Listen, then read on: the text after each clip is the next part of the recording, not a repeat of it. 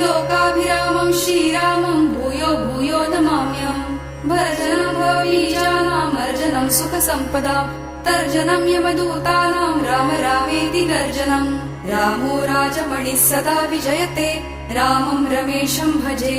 रामेणाभिहता निशाचरचमू रामाय तस्मै नमः